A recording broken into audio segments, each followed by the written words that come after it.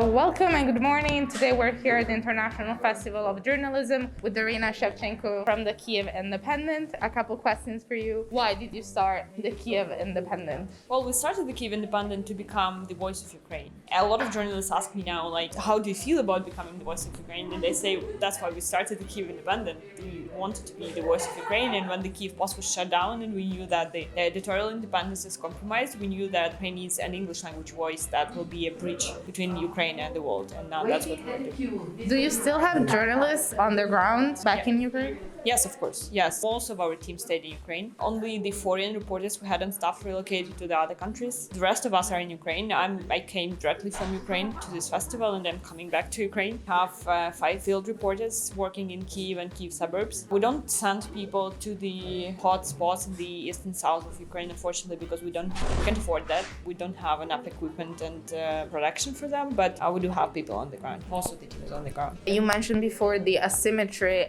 in resources that you see between foreign media and Ukrainian media. How is that impacting the news coverage of the war? Well, you have to understand that Ukrainian journalists going on an assignment, working in the field, they have exactly a 50% chance of dying there. When you make that decision to go, you have to be mindful of what happens to your family if you do, because that sounds horrible, but that's the truth we are living now. And if you don't have any insurance, if you don't have any, protection gear, then the choice you're making will probably go closer to, no, I would probably stay in a safer place. So that's impacting the reporting a lot. Do you think the war in Ukraine is losing momentum on the media? And if yes, what can we do to keep the attention going? I don't think it's a momentum question. I think it's a war fatigue question, a bit of a different thing. We as a Kyiv Independent try to do everything we can to report in the ways we think that are needed. But I also think that it is important to start humanizing the war of Ukraine, to start talking less of the statistics and a number of people killed or raped or, a number of houses destroyed, but and try to show Ukrainians as people.